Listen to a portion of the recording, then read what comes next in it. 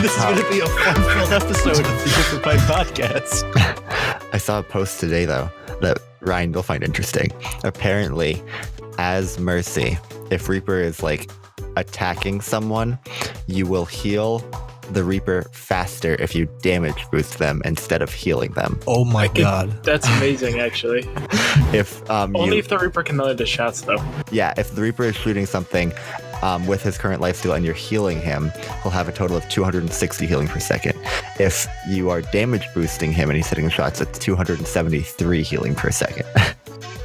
Can I reiterate how stupid that is? It's not all that much, though, so it's probably better to just keep the healing beam on him. Yeah, in like all intents and purposes, it would be better, but it's still better to keep the healing. Stupid. Like, I get that the damage boost is a big part of her kit, but she, at the core, when they were like making her, like since she's been out, she has been at core a healer. So why does she do better at healing when she's not healing? It's so stupid. It's kind of silly, yeah. Although, I guess it would be up to the Mercy to depend, because there's some situations where you'd want one over the other. yeah. Well, like you said, it depends upon like if the Reaper's actually shooting, if they're landing their shots, like that determines which one would actually give them more health or not. Yeah. By like all logic, it would make more sense to heal, but it's still funny that on paper It is kind of funny. it makes more sense to damage boost than heal a Reaper at Blizzard, this point. please. Doesn't necessarily make sense to damage boost, because if you're on the Reaper mainly to heal him because he's at low health, and you damage boost him, then technically he gets less healing, because if he kills it faster, then he's not able to regenerate as quickly. No, so what I would say is if I was in a situation where I'm trying to catch it when I'm flying over to a low health Reaper and he's like in the middle of like a skirmish with like, I don't know, like a Roadhog or whatever, and I see he's low health, I'm trying to get him back up. I would start with the heal beam, get him to about halfway, then damage boost him so that he can finish off the target faster. Like get him to a stable state and then probably damage boost, because then that secures the kill and also apparently ensures he dies in a more efficient. Ensure he doesn't die in a more efficient way than just healing him. So that'd probably be what I would do. Like again, like get him to a stable rate, because you don't want to risk. Because again, like if he doesn't hit his shots or something like that, the damage boost isn't going to do anything. So your best bet is to make sure he's not in like a critical state before you start worrying about damage boosting him. Yeah, that's true with most people as well. Yeah, for sure. Yeah. You know, that's like the whole juggle thing with Mercy, is you're juggling people that are on critical health. Like, especially back when I used to be able to solo heal as her, it was a lot of just, you would juggle people on low health, get them out of critical before you ended up actually topping anyone off. So like there'd be times I had like 3 different people on our team that are critical. So I'd like get them all to like a good like halfway, 75%. And then over time, if they haven't taken more damage, slowly bring them all back up. Like it's just, you keep kind of doing circles around your teammates, trying to slowly build them all back up, because obviously single target healing. Yeah. Like if you focus too much on one, then the other one might die. So like you have to make sure they're all at a stable level and then just kind of keep bouncing between them. Very fair. And on that note, welcome back to what I guess Ryan is calling Filler Bite. I didn't realize you changed the name. Welcome to Filler Bite Podcast, episode 20. Yes, welcome back to OverByte. It's actually someone spelled bite wrong here. What? Filler bitty. Filler bitty. Yes, welcome back. This week we are going to be doing our power rankings, so stick around for that. But in the meantime, we got some stuff. The Year of the Pig event came through, and most of the stuff we talked about last week, well, that was the majority of it. There were a couple more skins, namely Tracer got a new skin, Orisa got a new skin, and Brigitte got a new skin. And just want to throw out that we predicted the Tracer and Orisa skins to the T. Mm-hmm. Like more or less. Yep. And yeah. So that happened. The soldier thing we were talking about, turns out that's an emote. Which is I think it's even better than, because you could just do it whenever you want. Like in the middle of the battlefield, he just pulls out a rattle jump and just decides to play with it. Yeah. And if you haven't done this already, go into Overwatch, equip a soldier 76 skin where he's not wearing the mask, and then go and watch the emote, and you will not be disappointed. It's amazing. The facial expressions are amazing. Saving the Lucio one, actually. Yes. Ana also got an emote. It is the worst emote in the game, in my opinion. I mean, I don't know. Like, Other than the heroic ones. Well, okay. Yeah. I mean, I don't know. Like, I get like it has obviously like I don't know this culture very well, but it has some sort of cultural backing behind it. I'm assuming it's like some sort of game that you play on like for Chinese New Year or whatever. But like in terms of just like if you're not worrying about like the background behind it or anything, it just kind of is a boring looking emote. Like if you're just looking aesthetically, it's not that good looking. Yeah.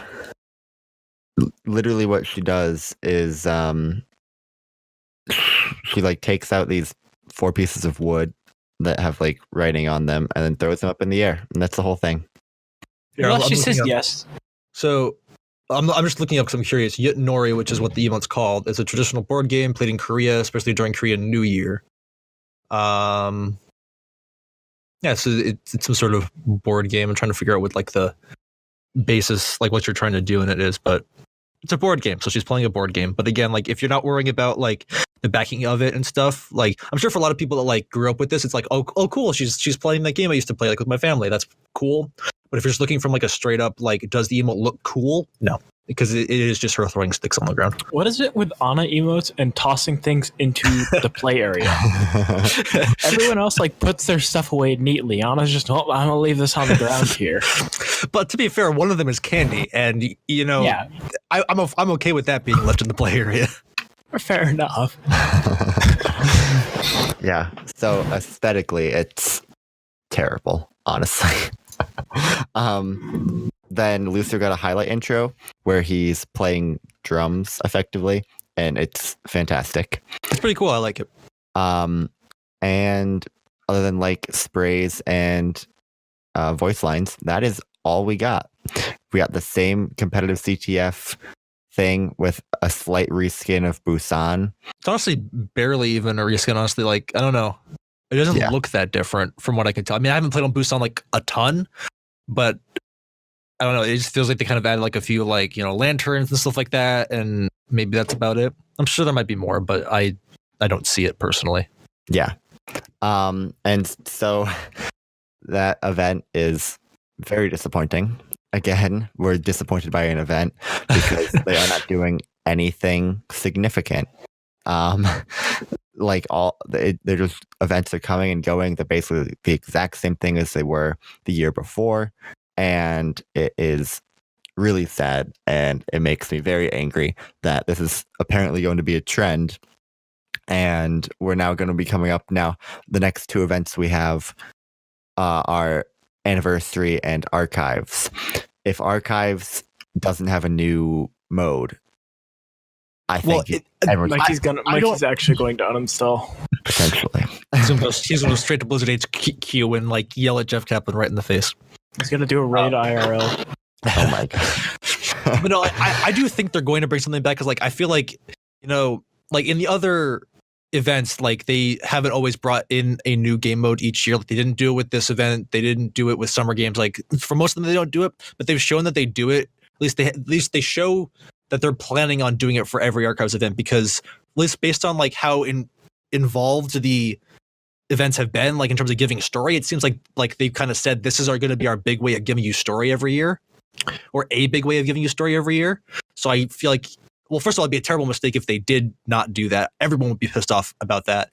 But I just can't see them doing it because I feel like they've kind of set the precedent of that's how you're going to get a lot of story, and you're going to get to interact with the story for the game. I would completely agree with that. They have to. They just have to for Archives. I agree. It's just the way it's formatted. Anniversary, correct me if I'm wrong, I don't think it even has like a game mode that comes along with What it it does is it brings back all of the game modes from all the other events. So like, if you play like Maze Snowball Offensive or Lucio Ball and stuff, it brings it all back and like rotates them out. Mm-hmm. Which is fine, but again, like by this point, at least the 3 of us, we're all more or less bored of most of these event modes. So it doesn't really matter if they're all being brought back at once, because I'm probably not going to play them anyway. Yeah, I completely agree. And Anniversary is always has been primarily where they add a lot of cosmetic items, cool and like interesting and very different ones. And so that's like fine, I guess, for that. But then Archives comes along, needs to be different. If Lucio Ball comes around for the 4th time and that's all there is in Summer Games again, like everyone's going to be so angry because that 4 times in a row of basically the same game mode. And a lot of these game modes aren't even very good. Capture the Flag is, in my opinion, the worst game mode in the game. It's terrible. Oh yeah, it's not like fun. just inherently, it's just poor design. Yeah. Because like the moment one team gets a point, they can completely stop attacking if they want. They can just run full cheese with like Symmetra and Torb and just babysit the flag. And if you don't get the flag, which you probably won't because of how much they babysit it, they win easy. Yep. Like it's just an inherently flawed system. Yeah, I agree. These events have been very disappointing of late, and the devs have been basically saying, well, the last time they spoke on this, Jeff said, we're focusing on other things, blah, blah, blah. But what are they possibly focusing on? They haven't added anything major to this game. Guild system coming 2021. What, 2 years from now? Oh God! No. They're gonna do that. They have to bring it out sooner. Yeah, I don't understand. Like, they have a massive developer team over there, and all they're really doing to the game is adding in a few cosmetic items here and there, changing the heroes once every like 5 months. Like, what are they doing? I really hope it's something big because I believe they, like Jeff hinted at it like a few months ago, they were working on something big that they just couldn't talk about yet. Like, I hope that's really big to justify like the lack of just stuff they've been doing, and the lack of like conversation they've been having with us about all of this. Yeah, I don't know, but it's also pretty frustrating that they aren't being very communicative at all with. Well, yeah, because like there's been so much like people have been talking about so much about all these issues that they have with the game and like how Blizzard's handling things, and they haven't really come back at it at all. Like, they've said very few things to combat what people have been saying about what their issues are with the game currently, and that's like one of my biggest issues right now. I completely agree. Yeah, so that's already the end of Year of the Pig updates. I mean, I kind of want to talk about. Wasn't too much. I want to talk about the skins a little bit, honestly. If you don't mind, I got a bit more I wanted to say. Okay. All right. Well, just like we were talking about before, like I just don't really look forward to the events as much as I used to, because for a couple of reasons. First of all, we have the event issue where we know the events are going to be coming back, and we don't like the events, so like I'm not looking forward to that. And I personally, a lot of people might not feel this way, but I don't like the way they've been marketing the events, where like a week beforehand, every day they basically release one of the skins that they'll putting out. I don't really like that personally, because like for me, at the very beginning, what I loved about coming into a new event was logging in for the first time and seeing for the first time all the new skins that they added. Whereas now it's like I get my little hints every day, so like by the time I log in, it's like, oh yeah, I already knew that really cool skin was here. I feel like, at least for me personally, it has the opposite effect of, instead of me getting hyped up, I'm like, oh, I can't wait to maybe unlock that or to use my credits to buy that. It's just kind of like, oh yeah, I already knew that was here. I would have preferred like the bigger surprise of getting in game and seeing it all at once. Yeah, that's like my opinion on like the excitement factor. Yeah, that's very fair. They have been teasing basically everything. The only things that were a surprise going into this was the Ana emote and the Lucio highlight intro. And it used to be that they would tease a couple things and you would go in and there would be other things. But now it's like, yeah, we know all of this.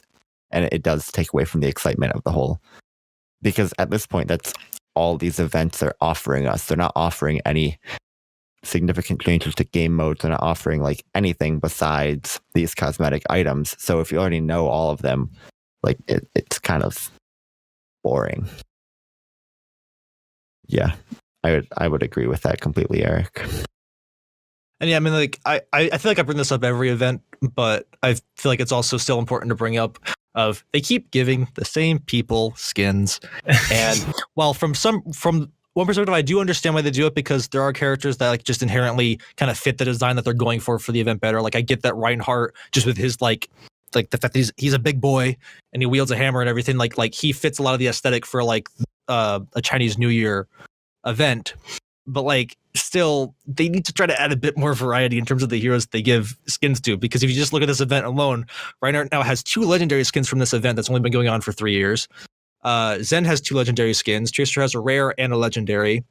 I think the rest of them are new for everyone, but still, like those 2 alone kind of bugs me because it's like those 3 alone. But Tracer is a bit more forgivable in my opinion because she had a rare before, which is like it's still a skin, but it's a rare. It's not that big of a deal. But Reinhardt and Zen both got legendary skins, which are like the big ones.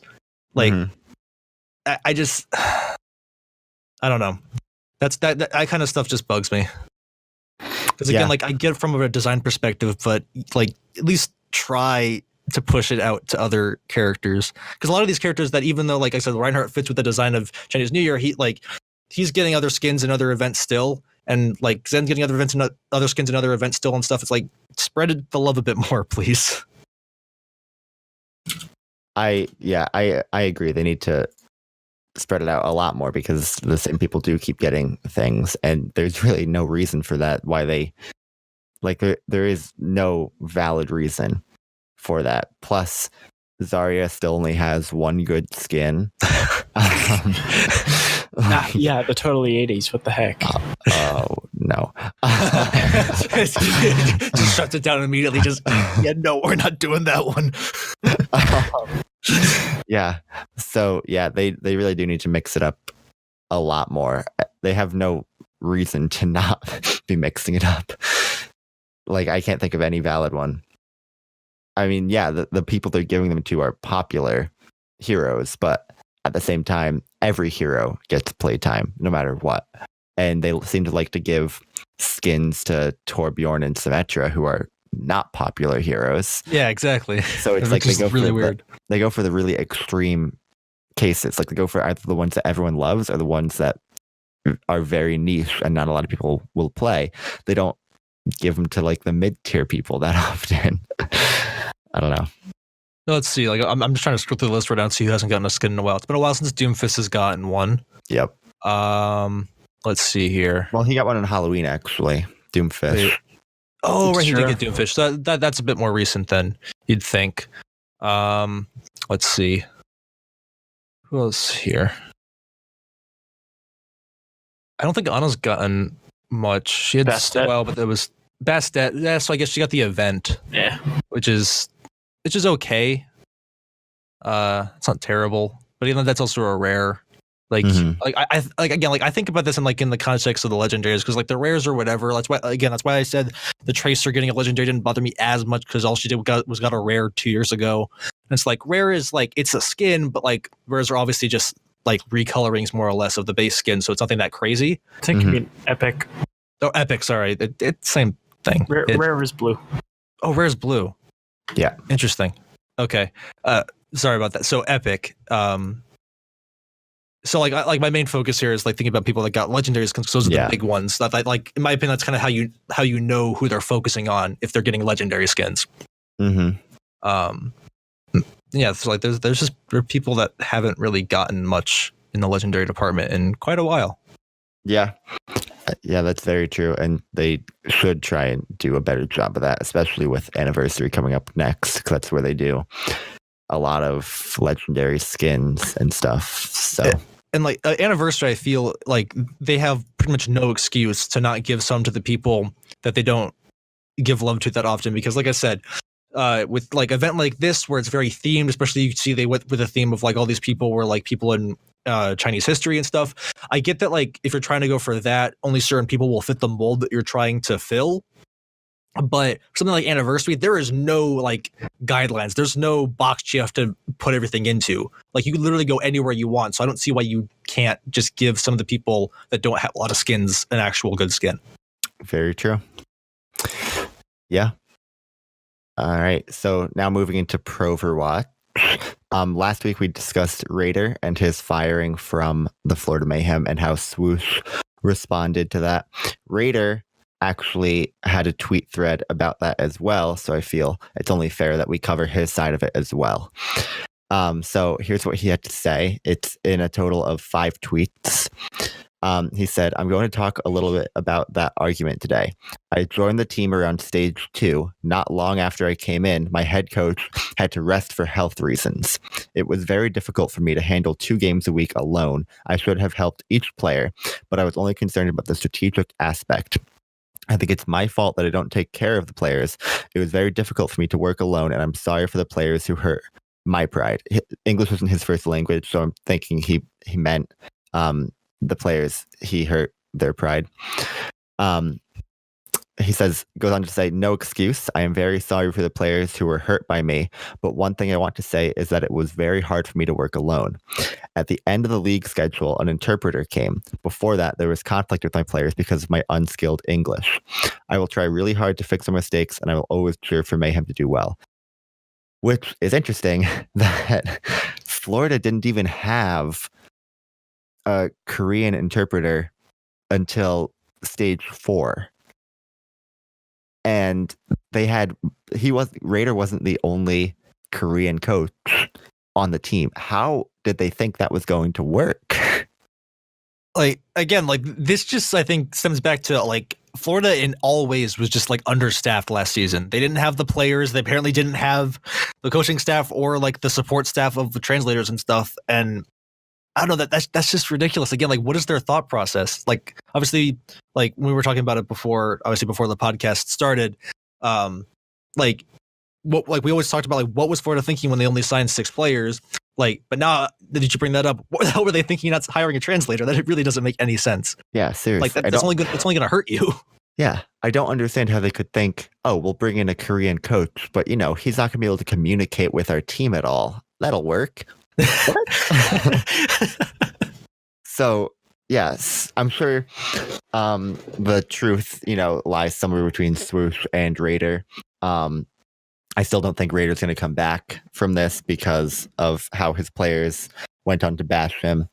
But it is interesting to hear his side of everything, and especially that interpreter bit, and how he came on as assistant coach and then was basically forced into the head coaching role, but clearly he wasn't doing very well because then Swoosh, a player, kind of became the head coach.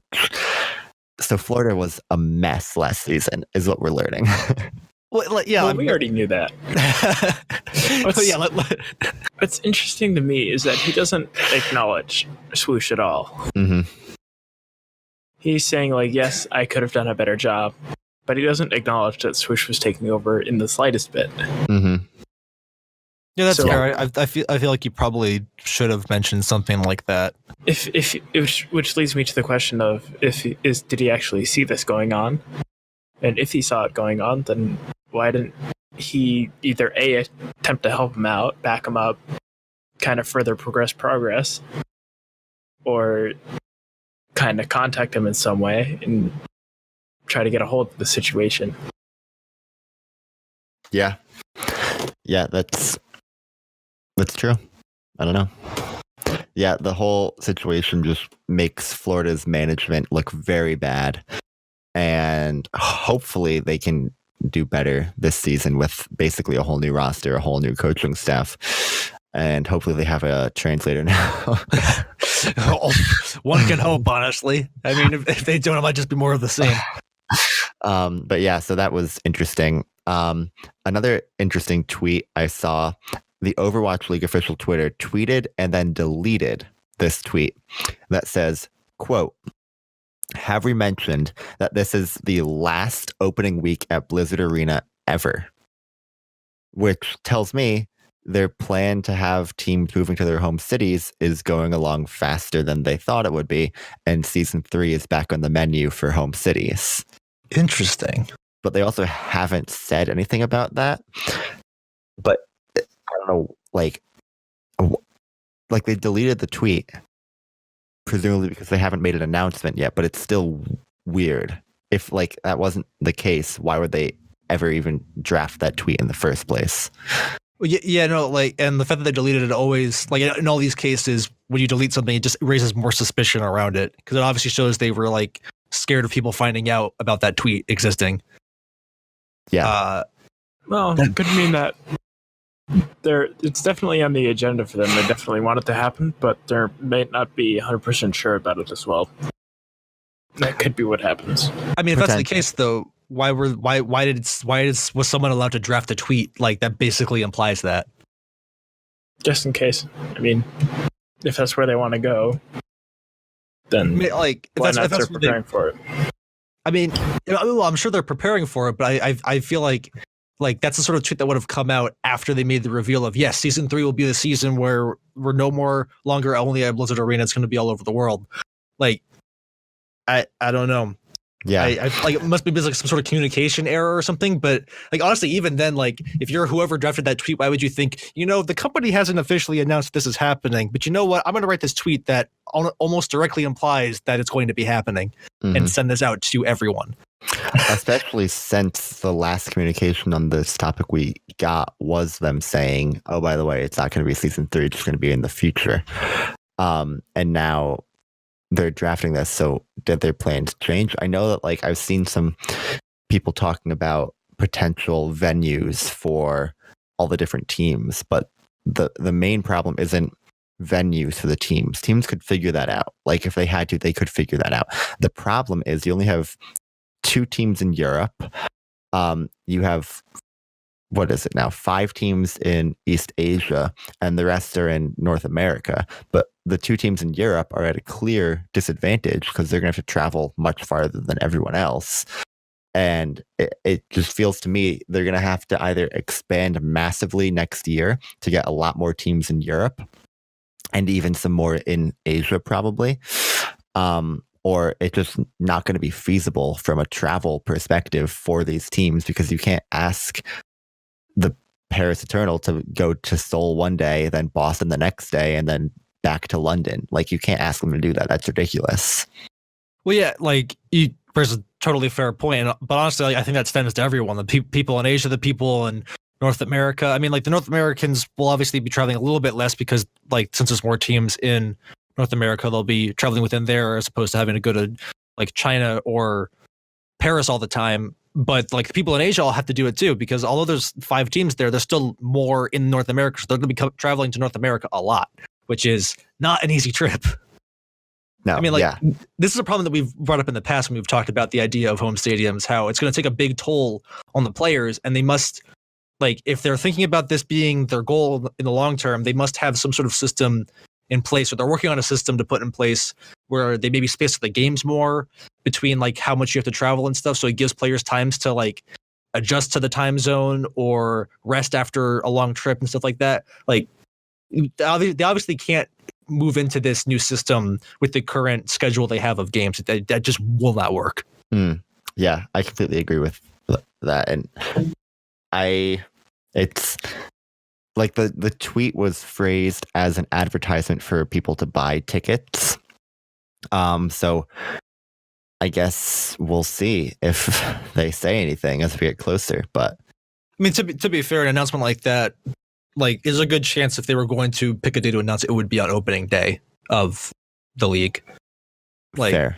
Like I don't know. I can see them saying like this is opening day. This is going to be the last opening day at the Blizzard Arena because we're doing this now for season 3. I can see them doing that. But again, it still raises the question: why was a tweet drafted? Why did someone think it was a good idea to imply this if they know? Because obviously it would be very public knowledge that Blizzard hasn't announced this yet. Yeah, it just doesn't make any sense to me. Yep. Yeah. So now we're gonna move into our power rankings.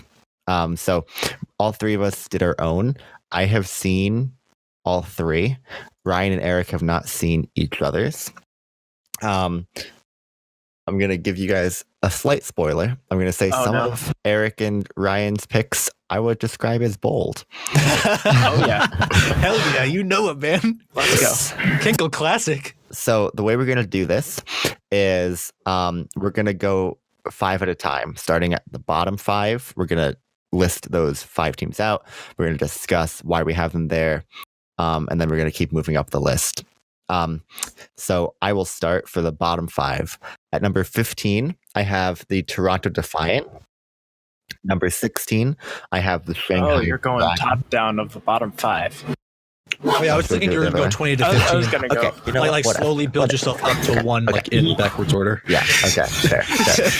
So, Let's do it in chunks, but let's do it in the weirdest way possible.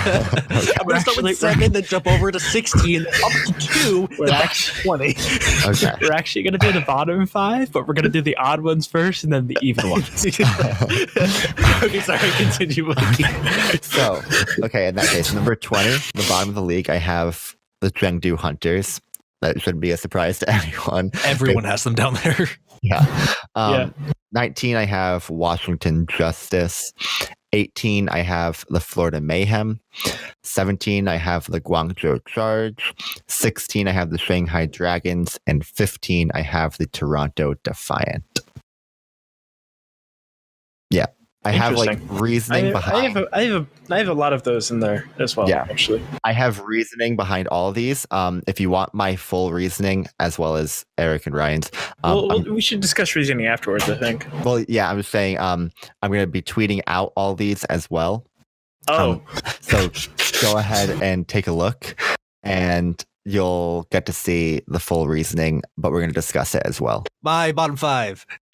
Starting with number 20 is the Hunters. Again, honestly, that's not surprising. Everyone you looked at their power rankings put Chengdu at the bottom. 19, I have the Justice. 18, I have the Mayhem. 17, the Charge. 16, the Spark. And 15, the Uprising. all right. Number 20, I have Chengdu, as you know. I think everyone who's sane does. Yeah. 19 is Washington. 18, I have Shanghai. 17, I have Florida. 16, I have Guangzhou. And 15, I have Shock, actually. Interesting. All right. So the bottom 2 on all of ours is exactly the same. I mean, like again, that's like the exact same on like everyone's power rankings across the board. Yeah. Oh yeah, no doubt. But we don't differ that much actually. Looking at all 3. But yeah, so definitely interesting. Like they were saying, Washington, Chengdu, they're bad. Florida, they have a lot to prove. They just have a really bad history, and like sure they have a new roster, like so I'm hoping they'll do better. But like you gotta show me a little something before I can put my faith in you. Well, yeah, they do have a new roster, which is it could be good. There's not much farther down they could go from last year. Yeah, honestly. But if I'm sure they didn't scrap the management because they're the management, and if that was where the problem was, and then I don't think they're gonna do too much better, anyways. Yeah, I mean, at least I scrapped the head coach, obviously, so I think that'll make a big difference. Yeah. The Charge, we all agree, are down there. They also just Hot Butt is good. And it's nice that they have 4 players in the same Korean contenders team, but that Korean contenders team wasn't very good. So that's interesting. Well, I want to know, Ryan, Shock down at 15. Yes. After Shock have been very highly rated by a lot. I don't like the Shock. Just straight up, I don't like them. Let's hear why. I just don't like the Shock. That's your sole reason. I don't like the Shock. Fair enough. Fair enough. You heard it here first. He doesn't like the Shock. Yeah, but so otherwise, I don't think too many big surprises there for our bottom 5. Well, actually, I see. Well, no, actually, Shock placed in 9th though, out of all 12 teams last season. They did. Yeah. I mean, but they were better towards like the beginning though. They just kind of started to peter off. Like they looked promising, and then they just and they had some good moments, but they just didn't perform to their best. I don't think. Yeah. All right, let's move up. Get to the ones where we disagree a little bit more. So coming in at 14 for me, I have the Boston Uprising. At number 13, I have the Atlanta Reign. At number 12, I have the Paris Eternal. At number 11, I have the Seoul Dynasty. And at number 10, I have the Vancouver Titans. Alrighty. I'm up next, right? Yes. All right. So my number 14 is the Atlanta Reign. My 13 is the Vancouver Titans. My number 12 is Dallas Fuel. 11 is Toronto Defiant, and number 10 is the San Francisco Shock. Right. I have for my number 14 is Guangzhou. 13 is Toronto. 12 I have Vancouver. 11 I have Fuel, and 10 I have Fusion. All right, so this is where it's going to get controversial. It's getting a little weird now. Excuse me, what? You have a Fusion where now? At 10. All right. So, yeah, Fusion at 10 it stood out to me as well. So I want to hear why you have Fusion at 10. You do know they made it to finals last year, right? But You they were did, there. but they had good matchups. You It was talking about, mostly, like, all the way through? I think yes, the whole way through they had mostly good matchups.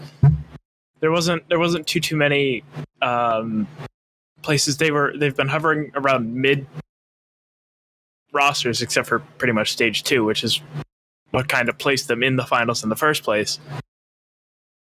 But even if you look at the total score, they're coming around mid tier anyways. I think some of the newer teams are going to be better than them right off the bat, and then if they underperform like they did in the finals, then they're not going to go too many places. That makes more sense than I thought it would, to be honest. Yeah, honestly, I wasn't sure what your reasoning was going to be, but that's actually fairly clear and sound logic. Like honestly, I didn't really think about like what their matchups were that pushed them up to the finals. And like you make a good point, they really underperformed at finals. Like they were not on their game. It felt like, despite them having still, because they didn't really change much, they still have a pretty good roster. I think like that's why I kept them up higher. Because they still have like people like Carpe, EQO, Frankie and Poco are some really good tanks. Neptuno, Boombox are good healers. Like they still have a solid roster. They do. But what I learned what I thought I saw in the finals is that if one of their people doesn't show up as well, if Carpe is not there, then they've lost already. The rest of their team can't kind of pick him up. No, that's fair. I mean, like I guess that is a overall issue if a team is relying so much on a one player to carry them, which is typically DPS. But if you're just relying on that one character, obviously you're right. If they're not there that day, then the whole team isn't there that day, which it makes a lot of sense now why you're putting them there. Yeah. I noticed we all kind of have Toronto around the same area. We all kind of agree they're going to be, down middle of the pack. Yeah. I think what I put outside of Envy and Neko, they don't really have anyone. So I'm not looking for too much from them. But interesting thing that I found on both of yours actually is how you have the Dallas Fuel at around 12 and 11 respectively for Eric and Ryan. I have Fuel higher. You'll see where in a second. But next 5 confirmed. Number 1 confirmed. But You're gonna take it this year all the way. So Fuel brought in a lot of changes this off season, and in stage 4 they were pretty good. So like, yeah, overall they were still a pretty bad team, but I think they could do better. It was interesting to me that you guys have them about where they finished in the standings last year, I think. Yeah. They did start to do better in the later part of the year, but now during our break I can't say they started to work because they haven't done anything yet. But since they've changed their whole roster again after they've started to get their momentum, that's gonna basically reset. And if we're going back to where their kind of starting point is off of a reset, then that's not gonna be as good as well. Well, yeah, no, like I definitely agree with you right there, because I think what you're hinting at is the fact that their main issue last year was they had a stacked roster. Their roster like looked amazing on paper. That's why everyone put them up high, but they just couldn't work together as a team. Like whether it was communication issues or what, like they just didn't blend well together, and that just really hurt them. So like, sure, they switched out a lot of people while keeping a lot of the key players like Mickey, Taimu, stuff like people like them. Like even though they like swapped some people around, I feel like that's going to cause more issues because now you have new faces in there, and you'll like even if by the end of stage 4, if the original roster was kind of finally starting to get their cohesion together, now that you're shaking that up by adding in new people, I feel like they're just going to go back to stage 1, of where they just have a problem communicating and a problem like working as a team. That's fair. Yeah, that's fair. I like how we all kind of have Vancouver around the same area too. I like how all of us agreed that the other power rankings are coming out. We're overrating them quite a bit. Yeah, so Vancouver, as we've mentioned a few times, are basically Runaway from last year, who won Korean Contenders. And yeah, Runaway was a very good team, but they were also in Contenders. So they haven't proven themselves against Overwatch League talent. They definitely have the potential to be one of the top teams. But for me, they still have to show me that they can do that. And I'm not ready to rate them that high. Yeah, like they need to show that, like you said, like they're a Contenders team. They did well, but they haven't been in the Overwatch League scene. They have to show they can handle the pressure of like playing on that big stage and playing these like much more well-known and like established teams. Because like there's a very good chance that while they did really well in Contenders, like jumping ship to a whole new play field, they might completely crumble under like the new scene. Yeah. So yeah, otherwise, I think we have around the same people. Let's move up a little bit here. Coming in at number 9 for me is the San Francisco Shock. At number 8, I have the Hangzhou Spark. Number 7, I have the Houston Outlaws. Number 6, I have the Dallas Fuel. And number 5, I have the LA. Wait. What? 2, 5. That is the next set of 5. Yeah. You're encroaching there. Aren't you? It'll be the last 4 is what we'll have to do. Well, I think it's because what we did is we did 6 before, I think. So we did 15 and 10, which was 6 Yeah. by accident. Rip. All right, whatever. And number 5, I have the LA Valiant. Eric, what do you got? All right, so at number 9, I got the LA Gladiators. Number 8, I have the Houston Outlaws. Number 7, the Paris Eternal. Number 6, Seoul Dynasty. And number 5, also the LA Valiant. All right. For number 9, I have Seoul. Number 8, I have Boston. 7 is Outlaws. 6 is Reign. And 5 is Spitfire. Interesting. So well, go ahead, Eric. That's a very controversial list, like, guys. like I've got questions for both of yours, but I want to start with you, Mikey. Okay. Did we all put Outlaws as 7?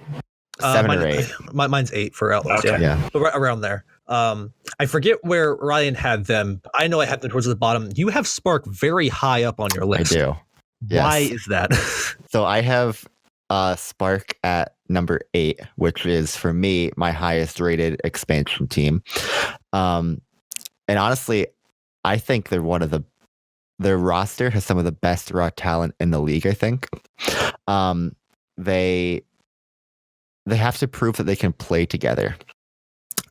Which, no easy thing, because in the past we've had rosters that were loaded with talent that weren't able to play together.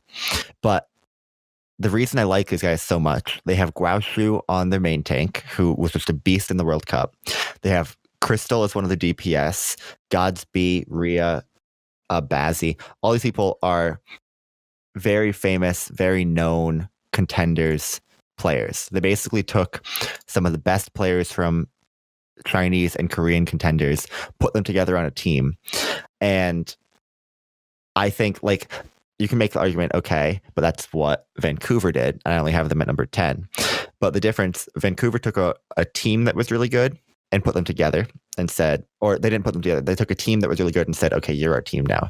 Spark went out and just picked the best players they could possibly find, and it led them to having a very talented roster. I think 8, honestly, these guys, if they can come out and play together as a team off the bat, they could be even higher than 8. I think they have that kind of roster, or that kind of talent on their roster. So that's why they have them so high. I really like your points there. They make a lot of sense. But all I'm going to say, like, to counter that is this is exactly what we saw out of Fuel last year. Fair. we looked at their roster and we said, this is a stacked roster. Like, there's no way they're going to like be that low. Like they're going to run away with this because they like just look at that talent on the roster and they couldn't perform together. They couldn't find their cohesion. Like that's where I feel like at times, like pulling a team, like an entire team, and just putting it over and saying you're our team now is sometimes for the better, because while they might not have the best talent, they already have the teamwork. They've already been working together for a while, so they know how they work as a team. When you're picking talent like this, sure, they all work well individually, but it's a matter of if they can come together and figure out how they gel with each other, or if they're going to turn into another fuel situation. Yeah, that's very fair. And the reason I actually like them more, and I like their chances more than Fuel in particular, is the coaches that the Spark has. So last year, the Fuel, their coaches were not great. They had their head coach was a guy named Kai, who was fired mid-season, picked up by the Outlaws as an assistant coach, and then was fired after the season ended. Add in, they also had another coach named. They had a lot of coaches, but the head coach changing over to Arrow was a good coach, but he came in, halfway through the season. And once Arrow came in, the team started to do better. The Sparks head coach is a guy named Mask. He has been the head coach of X6 Gaming for the past 3 years. And X6 were a good team in the Apex tournament. They were a good team in Korean Contenders. So I think that what sets him apart from Fuel for me is the coaching is just on a different level. Because Kai, he was picked up by Toronto, I believe, as an assistant coach, but he was not a good head coach, as he demonstrated on Dallas. And so I have higher hopes for the coaching of Spark to be able to figure out the roster and help them to play together. That makes a lot of sense, honestly, because, as we were talking about with the Mayhem, we've realized that coaching really does make or break a team. So you make a lot of fair points there. If the coaching staff is as good as you say it is, and people think it is, then they actually might be able to figure out how each of these good players fits into their puzzle piece of their team. That's a fair point. I like that. Fair enough. That basically sums up your Spark thing. I know you had something to ask Ryan, because I'm also curious. Yeah, I have 2 things to ask Ryan. All right. First, let's start with the less controversial one. Okay. So me and Eric have the Atlanta Reign at 13 and 14. I have them at 13. Eric, has them at 14. My justification for that was basically, I see Defran, I see no one else that has proven themselves, and I don't think that they have it yet. You have them at number 6. That's a pretty big difference. So what's your thought behind putting them at 6?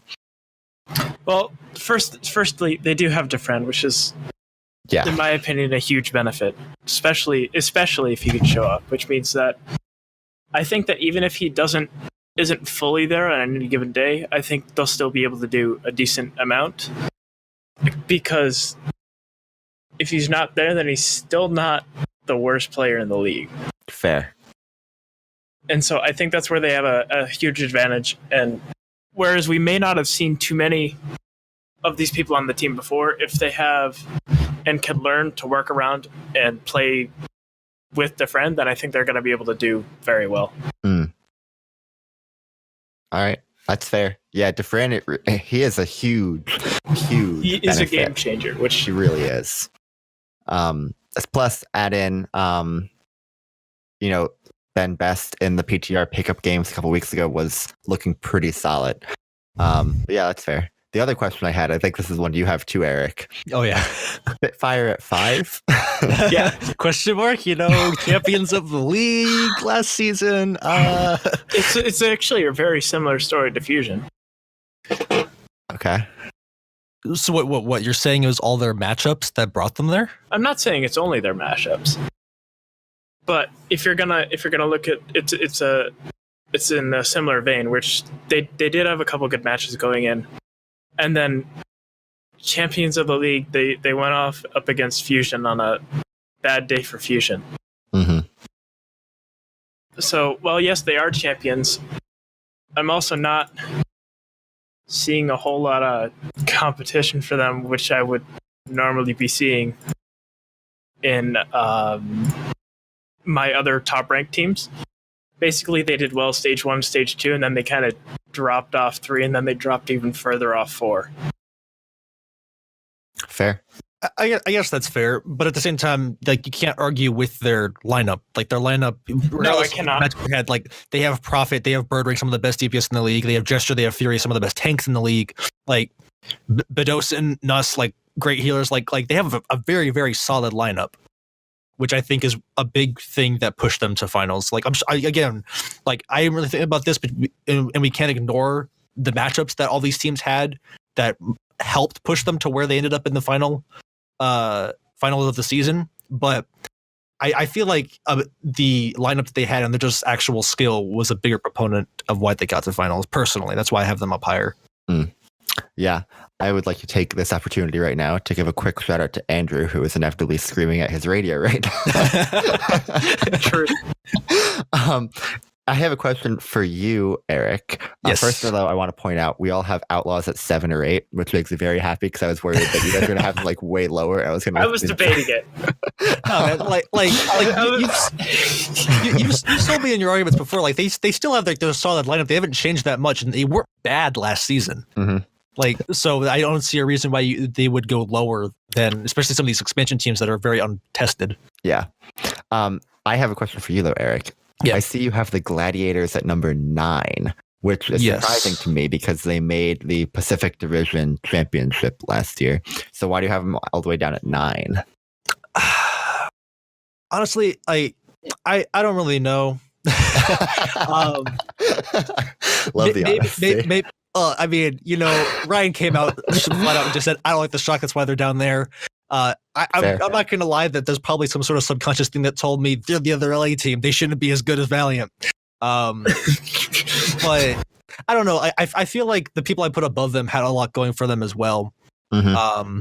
Maybe just like a bit more than they had. I mean, like the thing is, like when we get to around these mid tiers, they're all very, very close. Like there's just small little things that are pushing people above the rest. Yeah. So like I'm not saying they're a bad team by any means. I think they're going to perform very well. I just think that some of the people that I put above them have a few things that are kind of edging them above Gladiators currently.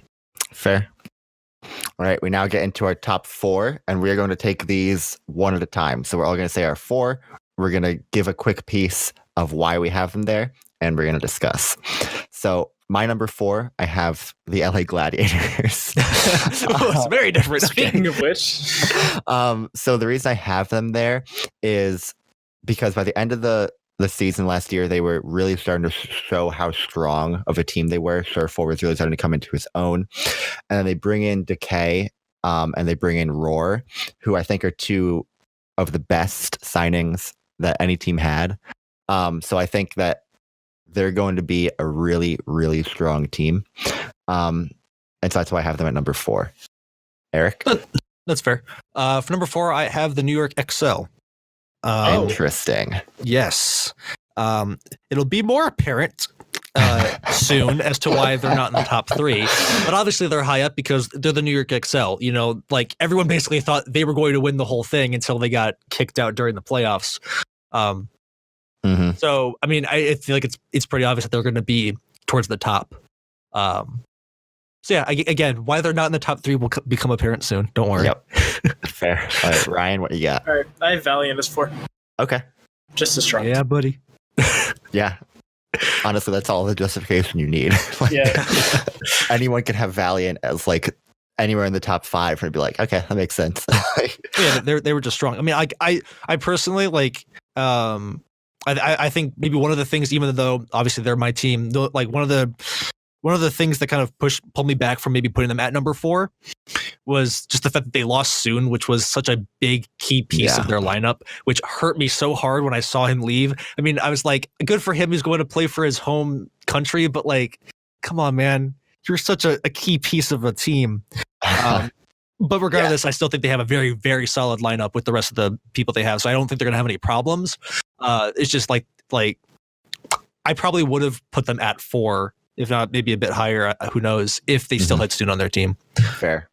Yeah. And speaking of the Valiant, a couple days ago, they released a roster video of here's a roster. Yeah. I just want to say it is the best roster reveal video ever. It was great. I love it so much. There were no surprises on the roster. Like everyone we knew was there. But basically what they did is they recreated the Office intro. And it was hilarious, but there were also a lot of little Easter eggs hidden in there that were great. Like at one point, oh crap, I'm blanking on the name. Who was shredding the paper? Oh, Kareev, yeah. At one point, they had Kareev shredding a paper that said "dive" on it. And then there was a point where they were continuously printing out a picture of a goat. Yep. But the funniest part, I thought they were like there was a whiteboard with like a checklist on it and everything. And one of the things that was unchecked was star DPS player. Oh, I actually didn't notice that. Oh, crap. Oh, no. They're self-aware. But so definitely go and watch that. It was really, really well done. Like, even if you don't like the Valiant, if you don't follow the Valiant, it's just entertaining to see them recreate The Office if you're a fan of The Office. Yeah. So coming in at number 3 for me, I have the Philadelphia Fusion. And the reason for that, they made finals last year, but even on top of that, the roster is basically unchanged. And their roster is just really diverse. I think obviously the meta plays a large part with a lot of these teams in if they're good or not. I think Philly just has a roster that is so diverse. They will be able to adapt to any meta that comes their way. So that's why I have them at number 3. That's totally fair. I would agree with you in pretty much every sense because I also have them at number 3. Because again, they made the finals. And they, again, like you said, just have a really solid lineup across the board. Like they showcased last season that they are just a really, really solid team. They made it to finals, even though they weren't there that day. I think that was just a bad day for them, and I think they could still pull back from that this coming season. So fair, Ryan. I have Gladiators at 3. All right. Alrighty then. I like your justification and your here. Basically, you'll yeah, go take a look at that on our Twitter. Wait, is there a note? I don't know this note. What's this note? Here, let me post it. Yeah. Okay. You take a quick look at. Go and take a look at OverByte Podcast on Twitter, though.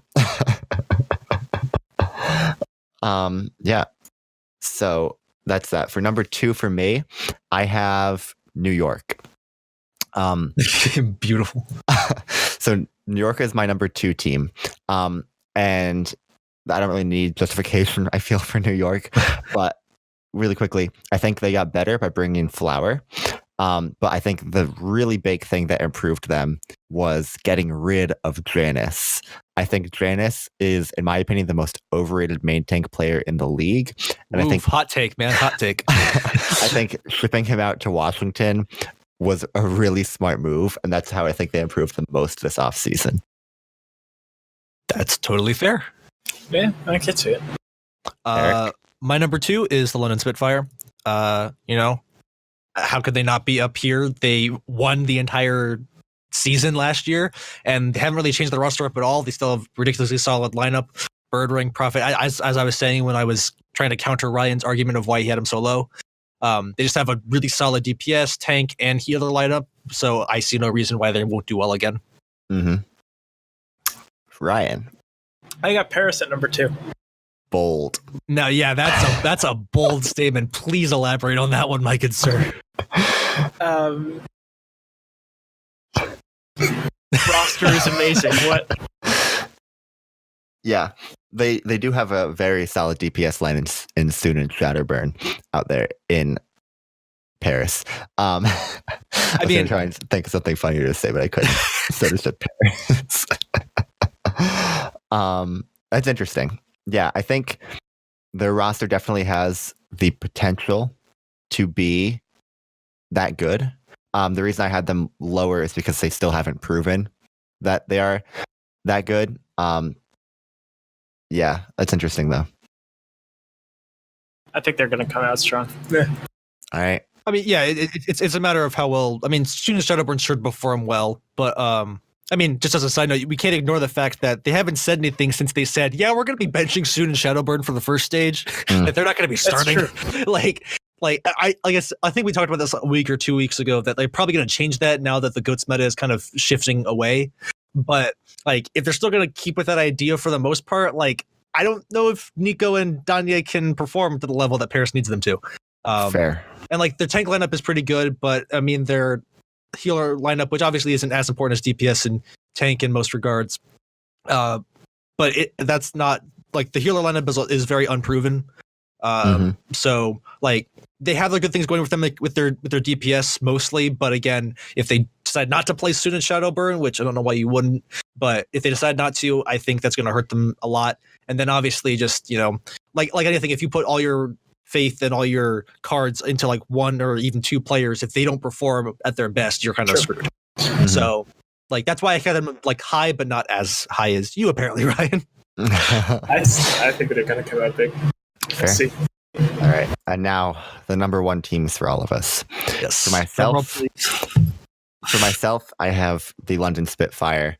They won the league last year, but even on top of that, not only did they win the league, and I think they're a good team, I think this team. So last year, okay, let me preface it by saying this. Last year, the best record in the league was from the NYXL, who went 37-3, I believe. What's the number? I think they lost only 3 times. I can double check that. Hold on. I'm seeing 6 losses, so 34. 34-6, Oh, yeah. Okay, fair. So 34-6. So keep in mind, this year it's only a 28 game schedule. I think London Spitfire are going to go undefeated. And here's why. Oh, whoa, that is okay. No, that's a prediction. I thought you were just going to be like normal, like, oh yeah, let's prefer they're good. Okay, moving on. But okay, that is the hottest take of the evening, I think. So far. so far, yeah, you know it. So here's my reasoning. So they all year last year were a good team. They made the stage 1 finals. They were right around there for all the stages of making the finals. Either they did or they were very close. What? Take a look at stage 4, my dude. They came in number 9 for stage 4. They did come in number 9 for stage 4. How do I get to last year? Just go to standings. It's the only standings that are up right now. Oh, you're right. And then stage 4, they took number 9 at 4 and 6. They were good stage 1, stage 2, and then stage 3 they started to fall off, and stage 4 interesting. They shot down. Okay, so that's interesting. But in the playoffs, they were amazing, blowing everyone out of the water. And the reason I think they're going to go undefeated, coming into season 1, they had the largest roster in the league. They had 12 players. They basically took 2 different teams from contenders and were like, okay, you guys are our team now. And even through all that, in stage 1, they made the finals, even though there was a lot of internal strife going on of they couldn't figure out a solid 6. By the finals, they had the smallest roster in the league. They only had 7 players.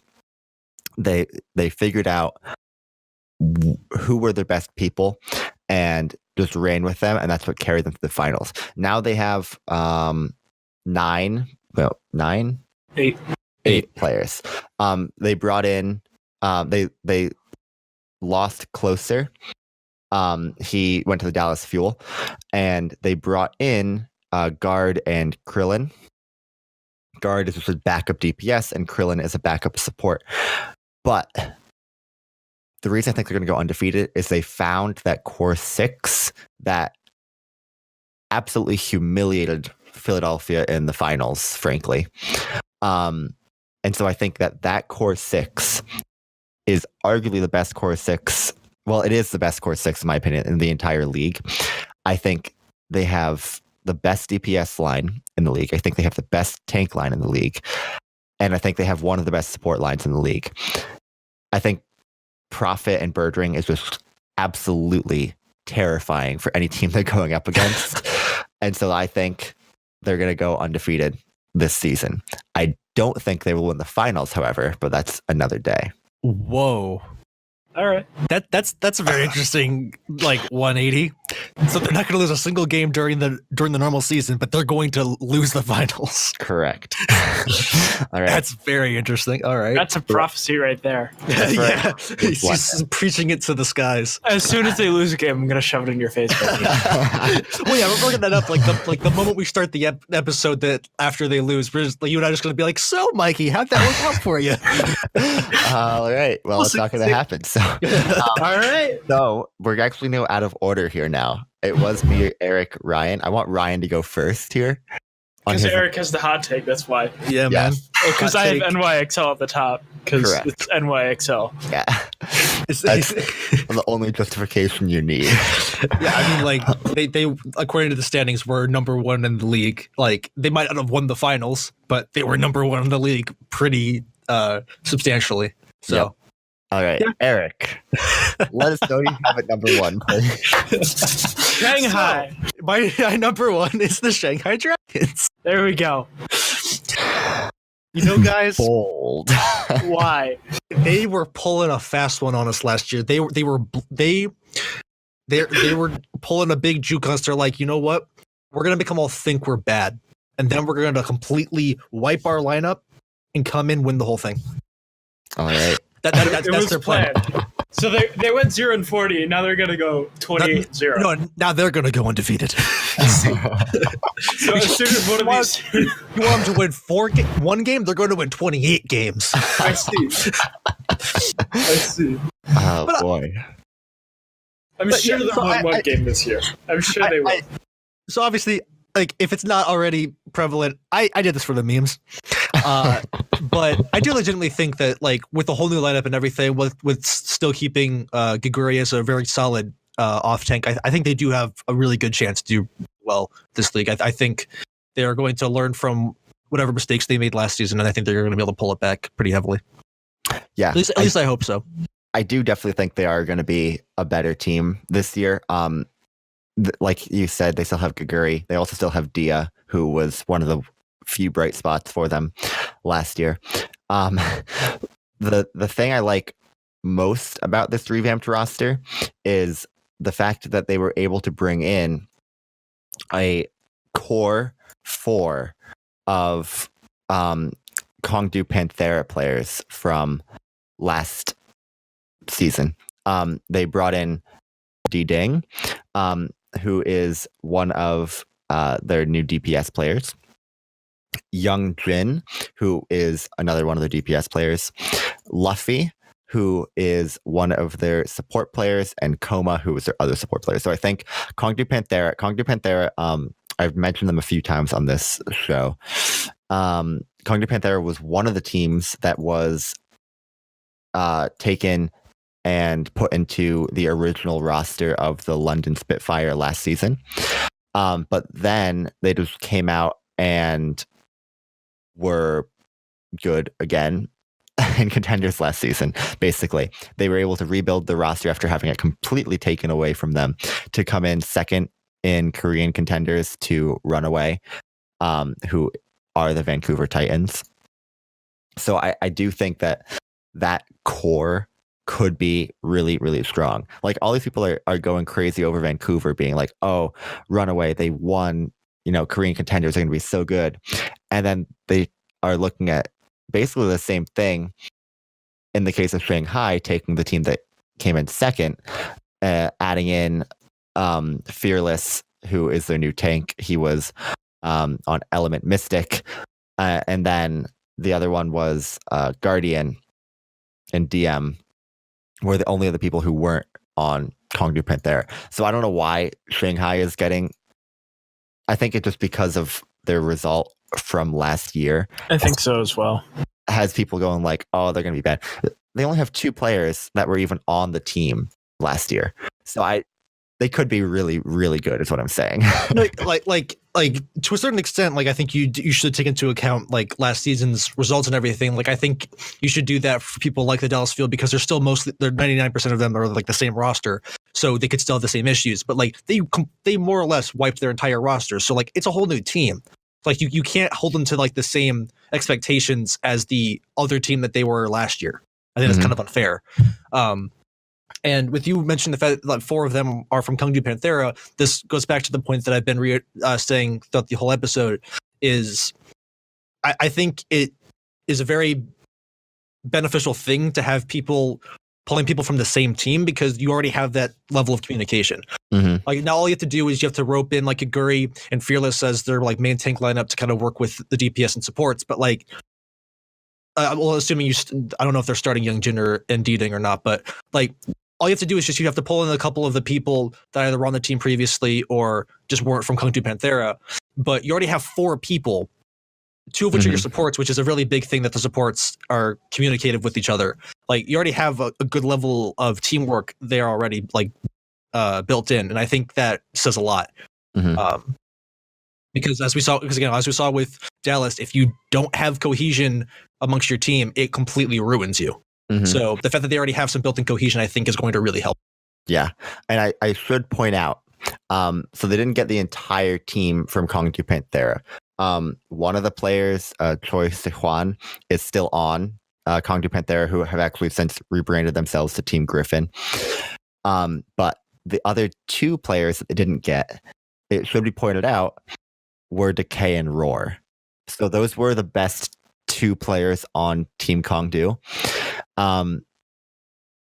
And yeah, if Shanghai had been able to bring in Decay and Roar as well, I mean, everyone would be looking at this team and saying, oh dang, they're going to be one of the best teams in the league because like we talked about Decay and how insane that guy is. Roar is one of the best main tanks in the game.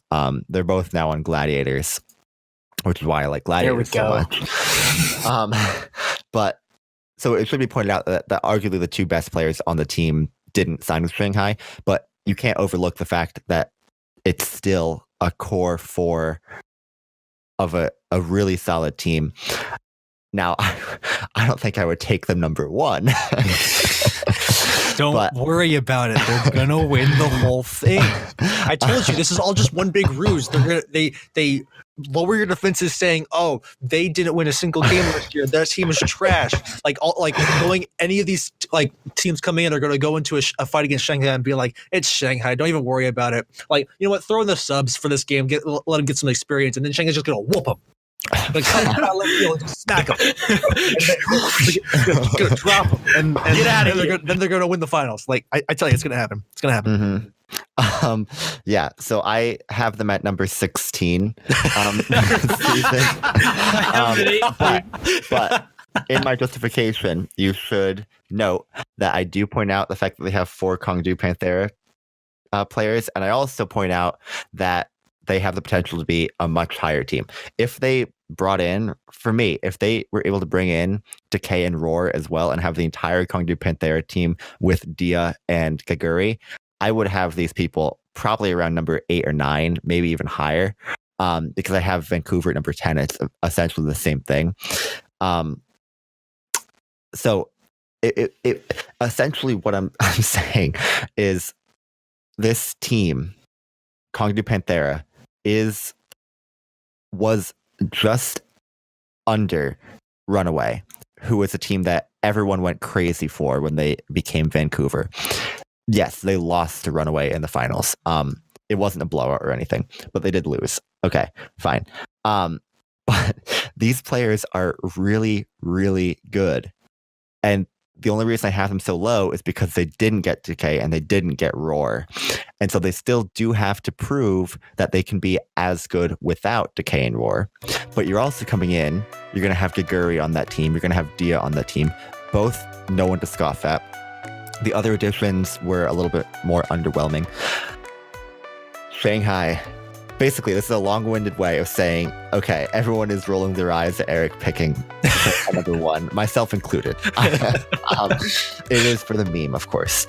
But basically what I'm saying in a really long-winded way, don't count Shanghai out because that core of Kongdu Panthera is really, really good. And I think they could have the potential. I think they easily could be a playoff team this year if they can just come out and play together well as a team and prove that, Decay and Roar weren't just carrying Kongdu Panthera. They could be really, really good. So the OverByte podcast is making the official statement here. Shanghai is going to be good. Hell yeah, man. Yeah. Like I said, I did it for the memes, but you cannot say it's not at least somewhat justified. Yeah, you can't. You really can't. Again, I said it before, I'll say it again. It was for the memes, but I genuinely think that they have a pretty good chance this season. I think they're going to do well. I think they're going to do very well. Mm-hmm. All right. Well, on that hot take, it is time to end. So thank you for joining us this week in our power rankings. Like I said, go and check out our Twitter for a complete list that I will be tweeting out around the same time this episode goes live. If you also want a visual effect, I'm going to be doing something a little bit different this week on our YouTube. We're going to have... as we kind of talk about this, I'm going to have, it come up on the screen of our justifications with it and what team it is and all that. So if you want a more visual effect of this Power Rankings episode, go and take a look at our YouTube. That is OverByte Podcast there as well. Link in our Twitter bio. Make sure to join our Discord.